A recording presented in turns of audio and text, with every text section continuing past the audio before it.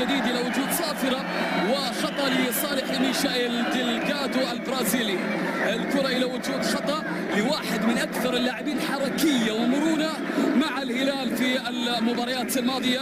شوف الكرة الماضية التي كانت لميشائيل ديلغادو، وكان هنالك من روبن نيفيز البرتغالي يلعب الكرة موجودة بالراس، والكرة خطيرة من كوليبالي، خطيرة من خالدو كوليبالي.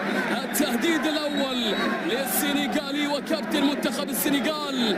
كاد الهلال أن يسجل مع يتقدم، يلعب الكرة إلى الحمدان، تصويبة من عبد الله، والكرة لا تزال إلى خارج أرضية الملعب.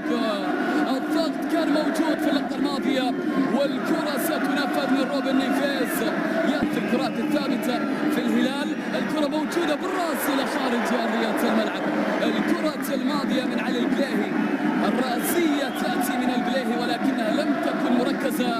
الكرة بالتالي إلى خارج أرضية الأولى، ربما تحضر محاولة بالرأس تعدي إلى خارج أرضية الميدان وإلى ركنية. الركنيات تتوالى والهلال يحاول بشكل عرضية تصل الآن، ولكن الكرة إلى خارج أرضية الملعب إلى ركلة ركنية لمصلحة الهلال الذي بدأ وكأنه أفضل في الدقائق. يحاول عبد الله، يعدي عبد الله والتمريرة، الكرة إلى ميشائيل، خطيرة جدا، خطيرة جدا.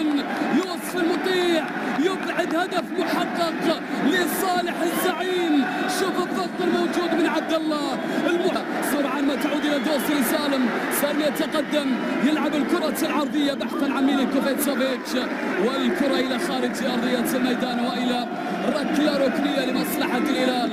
الى ميشائيل ديلغادو على اليسار، سالم يتقدم، قوية من الدوسري الى خارج ارضية الملعب والى ركلة مرمى لدى الحارس يوسف المطيع. جوم يعدي من سعود، يا سلام، جميلة المحاولة، خطيرة، اسماعيل، والكرة تذهب من المعيوف.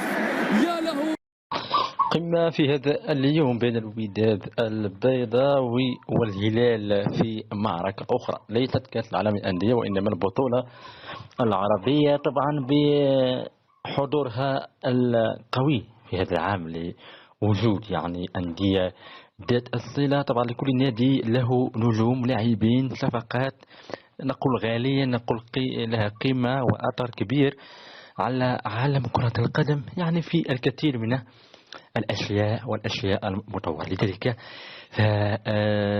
نقول ونطلب الجميع أن ينضم إلى هذه القناة وينتظر طبعا كل ما يتعلق بهذه المباراة، سواء من أهداف، من ملخص المباراة، من كل شيء، طبعا حتى بالنسبة للأندية الأوروبية. نحن دائما نعرف في هذه القمة وهذه الإطارة في هذه القناة، كل شيء فهو جاهز اليوم.